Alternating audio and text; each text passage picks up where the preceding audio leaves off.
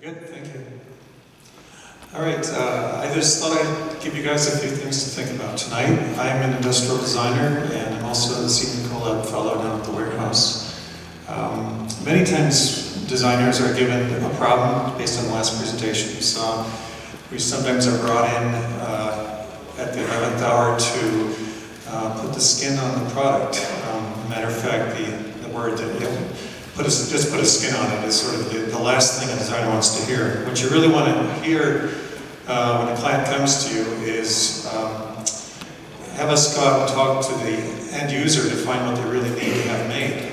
Now that's the ideal situation, because that means we get to do a lot of research. So as much as we may be known as the guys that do the beautiful sketches and the beautiful models and get things into production that hopefully sell very well, the process is really very much ethnographic, and the deep dive is more the case these days. And the reason is that, well, the world has really too many products. We end up not knowing what to do with them all. So what I like to do in my classes is sometimes talk about the past, the present, and the future, and speculate a little bit about what the future could be for products, the things that we want to surround ourselves with. So that's what I'm going to indulge in tonight with you guys, and hopefully you'll enjoy this. So here we are in Syracuse, New York. What defined Syracuse probably was industry. You guys know which industries, right? Tell me which ones. Salt first, good, yes, and?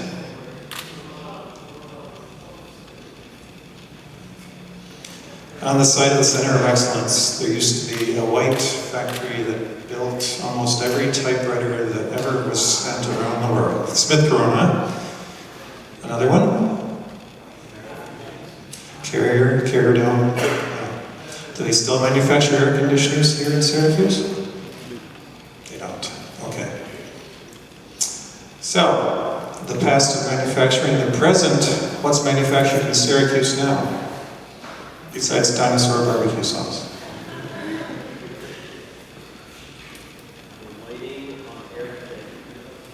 Airplane runway lighting, yes. It's a good one.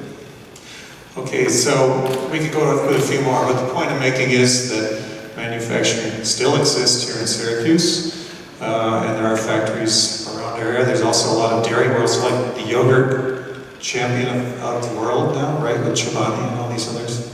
So that's exciting. So the future of manufacturing in Syracuse. Now there's an interesting question. Maybe you guys are part of the answer.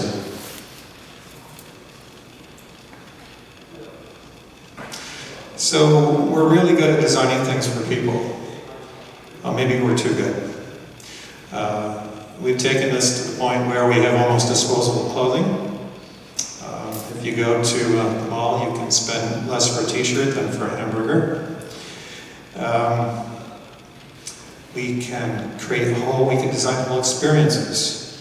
Where does the product begin and the experience end? It just goes on and on and on. Whether it's a cruise ship, or it's Disney, we're buying the entire experience. And like I say, we're very good at it. So we create these spaces. This one looks a little bit like a place called Wegmans, that they call hypermarkets. And so you're confronted with so much choice, it just boggles the mind. 30 different forms of deodorant, which one do I buy? So customer loyalty is a big deal.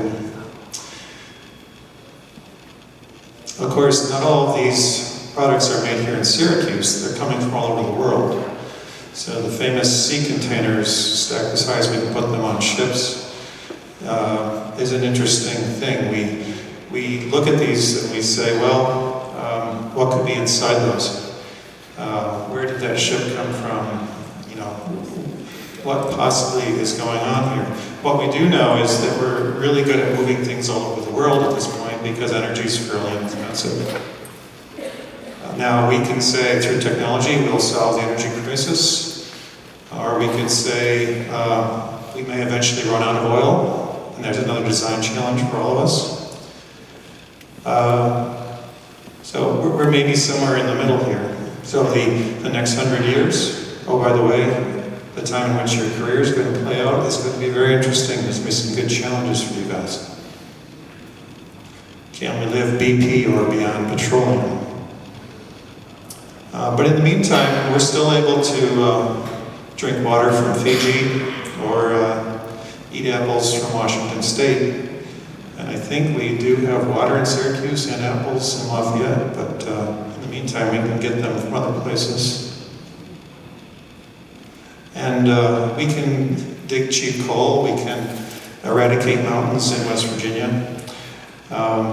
The old adage, I can't see this from my backyard, so therefore it's okay, it doesn't seem to bother me. In the meantime, global warming continues. In the Super Bowl of manufacturing is held every year in Hanover, Germany, and there's over 6,000 exhibitors who every year will show you the latest in the state of the art of manufacturing. It takes about 3 days to walk the entire grounds. So this sort of fuels the concept that big manufacturing is going to continue to pervade the world. Another interesting thing, because I just finished the biomimicry event at the Center of Excellence, if we think about this object and the products it creates, it really doesn't have the luxury to borrow its resources from water from California or Fiji, for that matter. And in fact, as it drops its leaves and it decomposes, it actually uses this as the food for the next year's products. So in a way, this is very much a local ore. Have anybody seen one of these? Does anybody own one of these in the audience? Working on it. Okay, so the MakerBot, how much do these cost? $2,700. Okay. 10 years ago, what would this have cost? $30,000. 10 years from now, what will this cost? How much? 30 bucks. Because what they really want to sell you is the cartridges with the material to print with it, right? They'll give you this, and where will you buy this? You'll buy this at Walmart. Good. You guys are sharp. Designers love these things. Why do we love these things? Because we can print one of anything. We can print them in colors. We can print them any size we want. This is just the ultimate thing. We're so excited that the MakerBot is coming down in price. They'll be next to every student's desk in the warehouse soon. I should open a franchise. But we can print other things, right? The ooh factor. Oh man, what if you could print organs? What if you could print skin?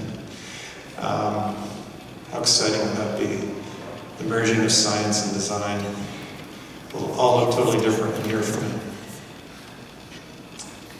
But wait a second, I'm okay with eating Doritos, but what about artificial meat?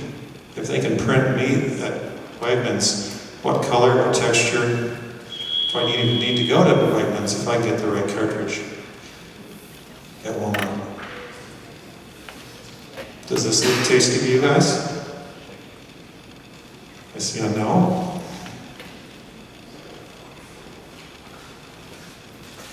Is this the future we want? We all know about meat consumption, the amount of water resources that goes into this. Are we going to be able to continue to raise beef? Really good question. So the design of this pleasurable experience, or something close to it, is something designers might be working on in the future. Or we all get to design our own version of this, right? So here we are in the retail environment. We could say 10 years from now it'll still have the same blue carpet. On the left side, let's say they're looking at 3D printers. And right in front of us here are a collection of cartridges. Some can be food-based, some can create various hardnesses of materials. I think cartridges are going to be a big deal. So we're all going to buy these in the next 10 years, everybody that's in this room. But I think we need to buy one other thing, because we can print so many things that we want in the future. And if we don't want them, we'll just grind them up, right? So in addition to the 3D printer, we're going to need the shredder. The shredder is very important because that means there's no guilt. If we print something we don't like it, no problem. So we just saw some images from outer space. If you think about, you've heard of Buckminster Fuller term this concept, spaceship Earth.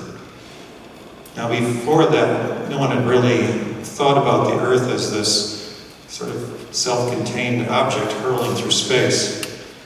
But what that broad stroke of spaceship Earth really meant was that the Earth has finite resources. That we in fact are on a spaceship. We may be spending a lot of time rearranging the atoms, but in fact that's what's going on here.